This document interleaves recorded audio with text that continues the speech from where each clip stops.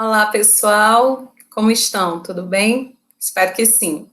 Esse é o vídeo que a gente combinou que deixaria gravado, né, para dar continuidade ao nosso assunto da sexta-feira à noite. Nós já estávamos há 2 horas, né, seguidas, discutindo esses conceitos preliminares da hermenêutica e achamos por bem, né, diminuir o tempo de hora diante desse ecrã, oxigenar um pouquinho o cérebro e voltar hoje com uma videoaula gravada. Assim decidimos coletivamente e aqui está o vídeo, tá bem? Aviso a vocês que os slides eu estou disponibilizando todos hoje para a Thalia, caso alguém tenha interesse neles, né? E avisar também que recebi a lista com a turma. Fiquei muito satisfeita porque vi alguns nomes conhecidos, né? Vi lá o Geislânio, a Luana, o Thales, são ex-alunos muito queridos, muito competentes. Vi o José Newton, que eu tive a oportunidade de participar da banca de defesa do TCC, um TCC inesquecível, muito bem elaborado. A gente falava ontem à noite sobre a importância, né, do estudo do direito enquanto ciência e não como mera técnica para passar em concurso. E mal sabia eu que ali na turma está um experiente, né, um grande pesquisador desde já. Eu sei que Newton vai trilhar esse caminho, não tenho nenhuma dúvida. Já o vejo como colega de profissão na docência e certamente um grande pesquisador. Uma prata da casa aí que a URCA já se orgulha e acredito que irá se orgulhar ainda mais. Os demais, infelizmente, ainda não os conheço, mas eu espero que pelos contatos que eu deixei disponível para vocês, né, de e-mail, de redes sociais, de WhatsApp, que a gente possa ir criando esses vínculos, né? Eu acho que network é algo fundamental dentro da nossa prática profissional, e quanto mais a gente conhece pessoas que têm os mesmos interesses, né, de pesquisa, de estudos que a gente, acho que a gente ganha nas nossas produções. Então, é uma turma muito dileta, né, sei que tem gente muito competente, estou bem satisfeita de poder dizer que passei por aqui, né, conheci vocês, e reencontrei aqueles que já conhecia. Então, muito bem, gente, eu vou projetar aqui o finzinho, vai ser um vídeo curto, não vou encher o saco de vocês, não é um assunto que vocês desconheçam, então é só para que a gente possa rememorar mesmo, recapitular aqui coisas que eu acho que são importantes, principalmente para a nossa discussão ao vivo de amanhã de manhã, quando a gente vai estar falando sobre a nova hermenêutica, né, sobre hermenêutica constitucional, hermenêutica contemporânea, o nome que vocês queiram dar, né, porque existe um leque aí de opções. Então, eu vou projetar aqui para que a gente possa falar sobre representação e imaginário. Na nossa discussão de ontem à noite, vocês devem ter percebido que a nossa grande questão era perceber como o processo de interpretação, ele é complexo, né? Como o processo de interpretação, ele exige de nós uma postura crítica e reflexiva, como nós não podemos nos deixar levar pela aparência, né? Como as coisas elas podem ser completamente díspares daquilo que elas pareciam ser a priori. Então, a gente tentou demonstrar isso, né, com aquelas frases do Adolf Hitler, que pareciam, né, fora do contexto em que foram tratadas, românticas e poéticas, na verdade, não tinham uma relação com isso. Nós vivenciamos, tentamos experienciar isso quando a gente viu todas aquelas representações, né, todas aquelas imagens, aquelas tirinhas que permitiam ali diversas observações diferentes a partir de uma mesma imagem. Então, para que a gente possa continuar nessa discussão, que é fundamental a hermenêutica, né, dentro dessa primeira função que a hermenêutica nos traz, né, que é esse processo de interpretação. Amanhã a gente vai falar principalmente sobre a questão da aplicação, né? Nós iremos tratar de representação e imaginário como sendo dois conceitos, né, duas questões que precisam estar muito bem compreendidas pelo hermeneuta para que o seu processo de interpretação ele possa ser mais eficiente. Eu estou usando aqui especialmente esse referencial teórico, né, do Peter Burke, do Roger Chartier e do Flammarion Cardoso, para que a gente possa falar sobre essas conceituações aqui.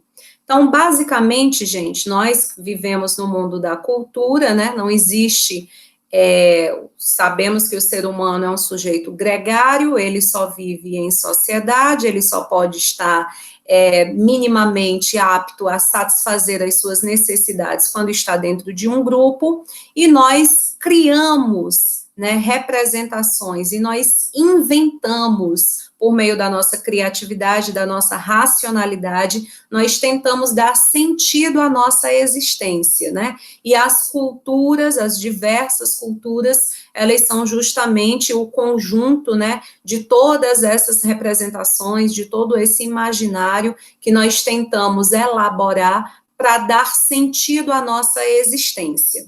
Então, ao contrário de um animal irracional, né, que não vai ficar pensando, refletindo o que deve fazer do futuro, se as suas ações são boas ou ruins, se são justas ou injustas, nós, animais racionais, nós, sujeitos humanos, dotados de racionalidade, conferimos grande parte do nosso tempo, da nossa existência, para refletir sobre isso, né? Por que estamos nesse mundo, qual a nossa missão nele, quais as nossas aptidões, os comportamentos que nós estamos tomando são adequados ou não, e as respostas para tudo isso vão depender muito do cenário, da cultura em que nós estamos inseridos. Então, nós temos aqui uma proposta da história cultural, né, ao contrário daquela história positivista, né, que acreditava que nós teríamos condição de acessar o passado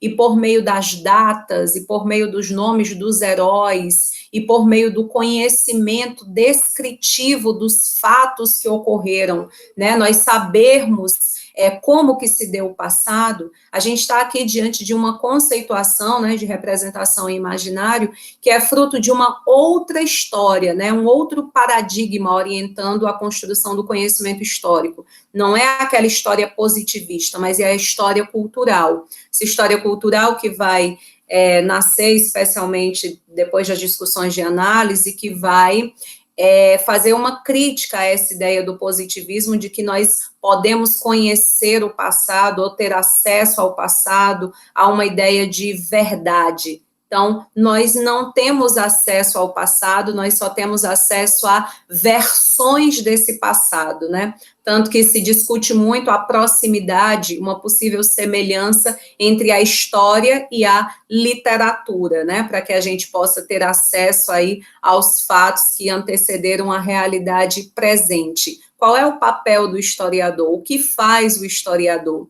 Então, o historiador, ele narra ou ele tenta construir uma perspectiva desse passado que será elaborada para o seu leitor de acordo com as suas representações, de acordo com a sua ideologia, de acordo com a sua subjetividade. Logo, a gente não pode ter acesso ao passado, né? Mais ou menos a gente pensar os historiadores do futuro, né, daqui a 10 anos, 20 anos, explicando o que foi, por exemplo, esse processo pandêmico, né? O que é que se deu, o que é que aconteceu, né? O uso das máscaras era correto, né? As pessoas gostavam disso, não gostavam, se sentiam seguras ou não. Então, você imagina alguém tratando nos livros de história, como que será narrado, como que será tratado o impeachment da presidente Dilma Rousseff, por exemplo. Então, estou tratando, assim, de fatos recentes, né?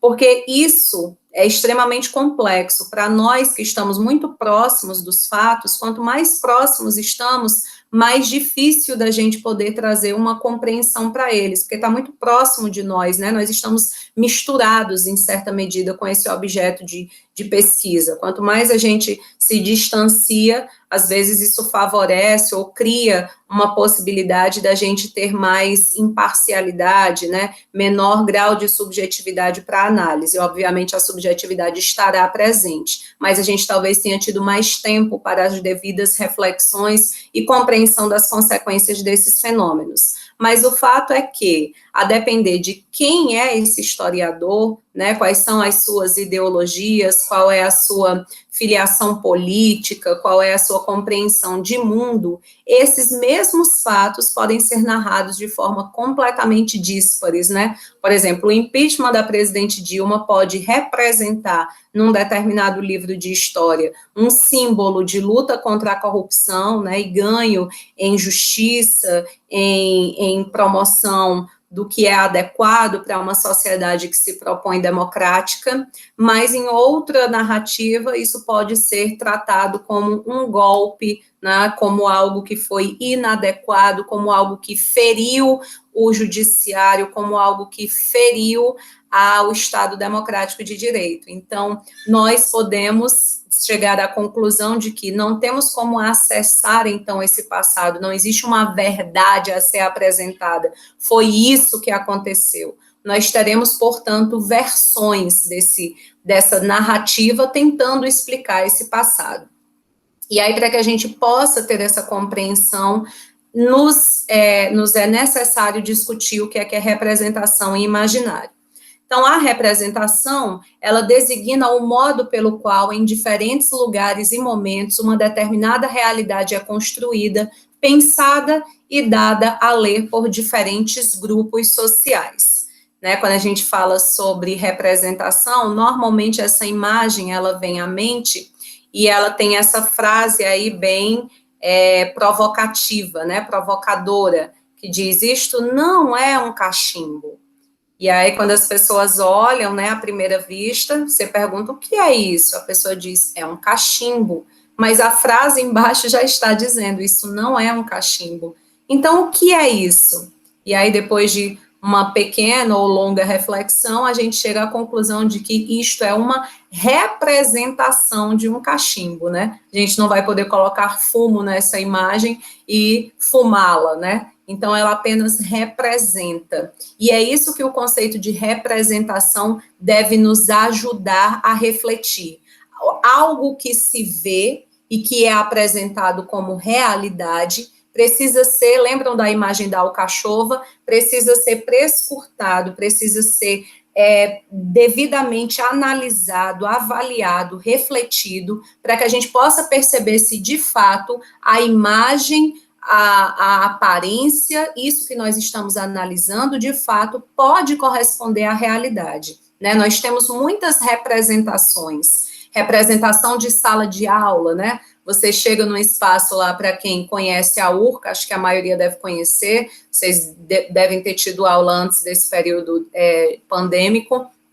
Você entra numa sala de aula daquela, você não se surpreende. É exatamente o que a gente está acostumado, né? As carteiras enfileiradas, uma lousa, um birô, um data show. Então, é uma representação de sala de aula. Algumas pessoas têm dificuldade, até de aprendizado mesmo, quando a gente propõe algum encontro fora daquele espaço, né? Se a gente vai para as chamadas aulas de campo, a pessoa muitas vezes não encara aquilo como um momento de aprendizagem, né? Às vezes o aluno diz, vai ter um passeio, né? Principalmente quando a gente está nas séries aí iniciais, ensino médio, ensino fundamental. Por quê? Porque existe uma representação, e aquilo, para se a gente não fizer uma análise, né, uma reflexão, corresponde, portanto, à verdade, como se não houvesse uma outra alternativa.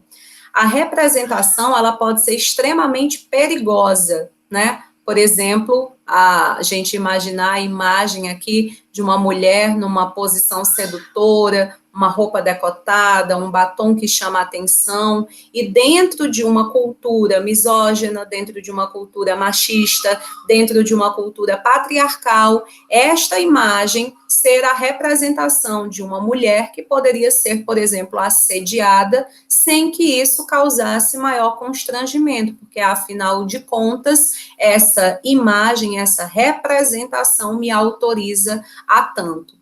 Então, é muito importante, é muito interessante a gente se debruçar. Eu gosto muito do Chartier e gosto muito da Maria Pesavento, né, tratando sobre essas questões. Porque entre o objeto do pensamento e a representação, existe esse espaço de reflexão e esse espaço de interpretação.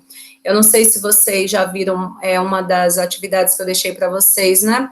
O judiciário está repleto, né, de sujeitos que muitas vezes consideram as representações que tiveram acesso, né, no seu meio, na sua cultura, como verdade, né? Algumas decisões são emblemáticas nesse sentido. Nós estamos tendo acesso, né, nos últimos 5 anos, especialmente, penso eu, a algumas decisões que são claramente inconstitucionais, elas ferem o princípio da dignidade da pessoa humana de forma muito evidente, e a gente percebe que o que foi utilizado como base, né, para aquela decisão foi um pré-conceito, foi uma pré-noção, que está enraizada em alguma representação da cultura, né? Eu lembro bem de um juiz, acho que há 2 anos atrás, se não me engano, foi a decisão que eu escolhi para deixar para vocês avaliarem à tarde, né, que considera que as religiões de matriz africana, elas não podem ser consideradas como religião.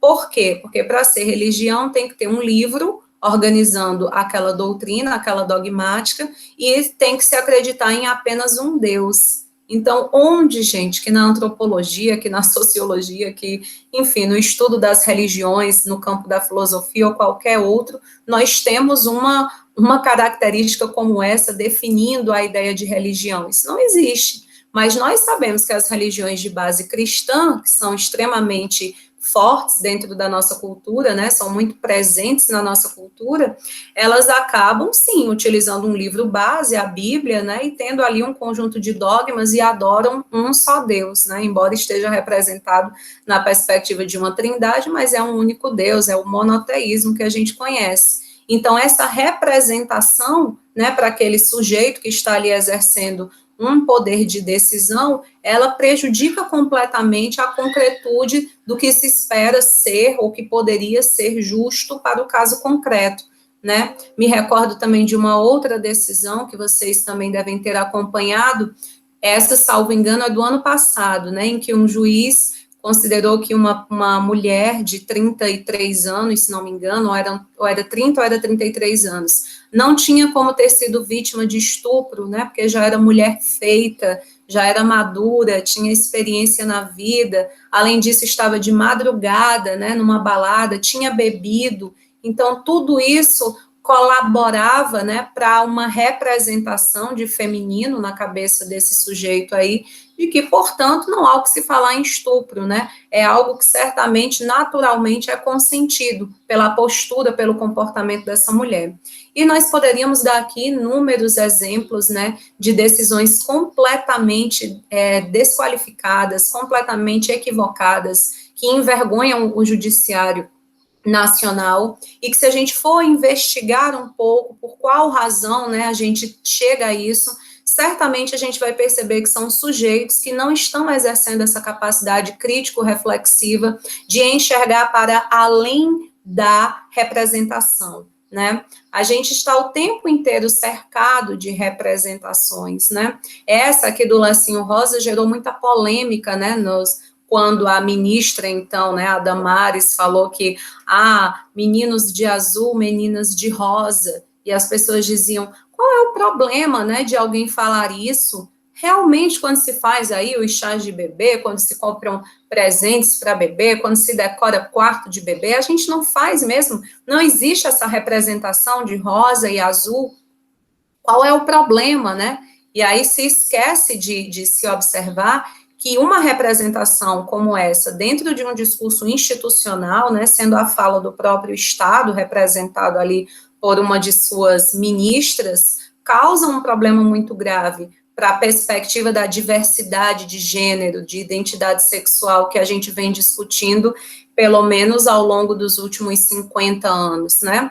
Então, essas representações, elas precisam ser vistas com muito cuidado, para que a gente não confunda a representação com a realidade, a representação com uma verdade absoluta, inquestionável, né? Então, eu vejo um lacinho rosa, necessariamente a gente está falando sobre feminino, a gente está falando sobre menina. Não, né? Essa representação, ela existe em um determinado contexto, na cultura, mas ela pode atender a diversos outros significados. A gente não pode esquecer que entre o objeto do pensamento e a representação deve existir esse espaço de interpretação, de reflexão, Não é simplesmente ver alguém, por exemplo, vestido com uma batina, que necessariamente estou diante de um sacerdote, né? Eu posso estar diante de alguém em pleno carnaval que utilizou da vestimenta para discutir, né? Não é simplesmente porque eu ouço a palavra vaca que eu devo pensar que é uma ofensa, que é só simplesmente o animal. A gente precisa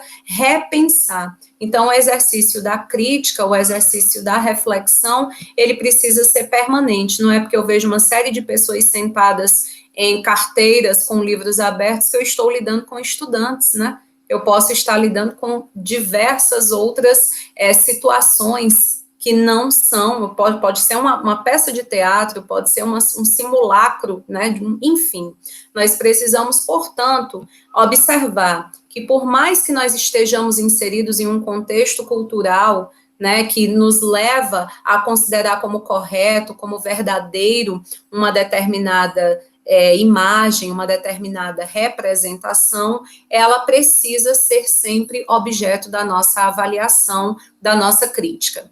A representação é um conceito, portanto, que se caracteriza pela ambiguidade de ser e não ser a coisa representada. É um enigma, é um desafio, né? Então, é aquela velha história, como bons filósofos, né? Desconfiar de tudo, ter curiosidade, né? Voltar a ter o olhar de criança. O que é isso? Por que é assim, né? A fase dos porquês a gente não deveria ter abandonado nunca, né? Mas por quê? Então, por quê? Por qual razão? E a gente perceber que quando a gente discute e busca essas razões, nós podemos, portanto, criar novas respostas, né? A depender já lembram, né, das diversas representações que já permearam a nossa cultura, né? O que é uma representação, por exemplo, de dona de casa, a representação de cidadão de bem, a representação de homem de família, são termos que estão tão naturalizados, são imagens quase que surgem imediatamente à nossa mente quando a gente pensa sobre isso.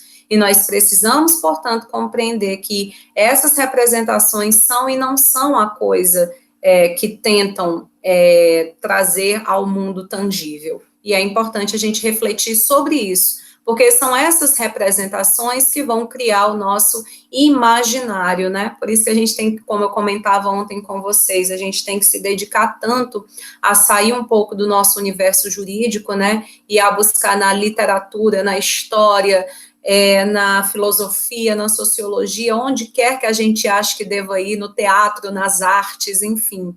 A gente precisa ampliar esse conjunto de representações, ampliar o nosso imaginário, né? Um imaginário complexo, um imaginário repleto aí de variedades, para que a vida, para que o mundo não se apresente para a gente tão óbvio, tão em preto e branco, né? Tem gente que discute com a gente e a gente percebe que a pessoa não consegue construir uma outra visão sobre aquele fenômeno, porque ela está muito amarrada àquelas representações que fizeram parte da sua história e ela acreditou tanto naquilo que as representações passam a ser uma verdade absoluta.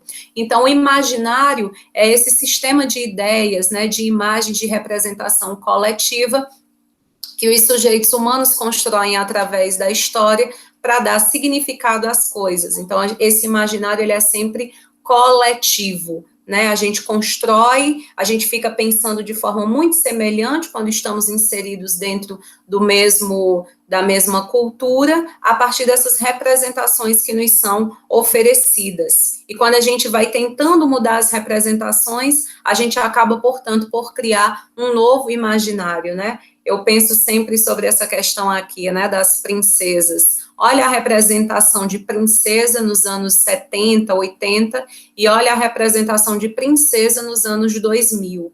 Então, muda-se a representação na tentativa de nós termos a oportunidade de criar, então, um outro imaginário. Porque esta princesa ao estilo Branca de Neve, né, clássica, ela conversa com os animais, ela canta, ela é boa dona de casa, ela varre a casinha dela todinha, ela tem um príncipe para salvá-la, para dar sentido à vida dela, bem diferente da princesa aqui do século XXI, que tem um papel protagonista, né, que é autônoma, que é dona de si mesma, que é aventureira, que pode ser descabelada, que pode ser desastrada, que pode ser valente, corajosa, resolver o problema por ela mesma e não necessitar da figura desse príncipe. Então a gente muda a representação e a gente tem a possibilidade de construir novo imaginário. Então a gente sai daquela ideia coletiva de que o que é princesa? É a meiguice, é a delicadeza, é a fragilidade. E a gente passa, então, a pensar, o que é a princesa? A princesa é a valentia, a coragem, é a autonomia, é dona de si mesma. Então, esse processo, né, eu acho esse livro bem legal, e ele me lembra também essa tentativa de que a gente pense, né, sobre esse imaginário. A princesa salva a si mesma nesse livro, né, o próprio título já é aí uma boa crítica a essa ideia do príncipe salvador, né? Então, nós precisamos, com isso, gente, ter muito cuidado com as representações, né? Nós precisamos estar o tempo todo analisando o nosso próprio discurso, o discurso do outro, as imagens que estão criadas, né, às vezes coladas na nossa mente, para que a gente entenda o certo e o errado, o justo e o injusto, a gente se desapegar disso e a gente observar dentro do nosso imaginário, do imaginário coletivo em que nós estamos inseridos, se de fato esse imaginário contribui para a promoção daquilo que nós desejamos, né, dos valores de paz social, de justiça, de equidade, ou se não, né, se atrapalha, se prejudica.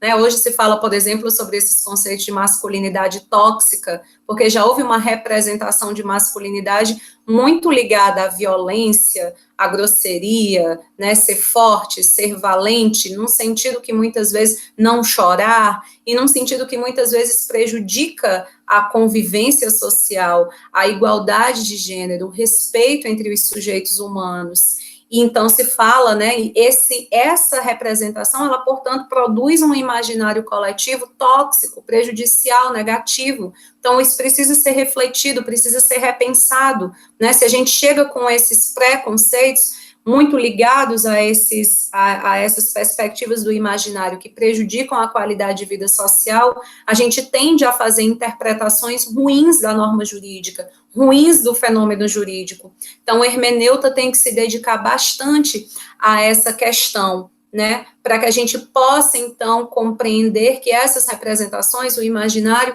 é como o mundo vem à consciência pela palavra e a linguagem, é já a primeira interpretação. Por isso que a hermenêutica se torna inseparável da própria vida humana. Eu deixei para vocês nesses slides um texto, deixa eu achar aqui, deixa eu ver se foi nesse. Foi sim. Se vocês quiserem dar uma lida, ela até faleceu recentemente, se não me engano foi em 2018 ou 2019, a professora Sandra Jataí Pesavento, ela tem um trabalho muito interessante sobre representação imaginável, é uma leitura agradável e eu acho que muito necessária, né, para ajudar a gente a repensar, né, a ter essa curiosidade, a buscar o porquê de penso como penso, né, então isso é um imaginário que eu estou dentro de uma perspectiva coletiva, de um imaginário que de fato corresponde aos valores que agregam, né, eu acho que são reflexões importantes, interessantes para nós. Então, como é tudo muito rápido, né, no momento aí da pós-graduação, a gente tem um tempo muito curto, de um final de semana para discutir tudo isso, obviamente nós teríamos muito mais coisas a serem ditas, mas para que o vídeo não fique muito longo, a gente encerra por aqui, e eu me coloco à disposição daqueles que quiserem discutir mais sobre esse assunto, tá bem? Um abraço e até domingo pela manhã, às 9 horas, ao vivo, a gente se encontra, se Deus quiser. Um abraço.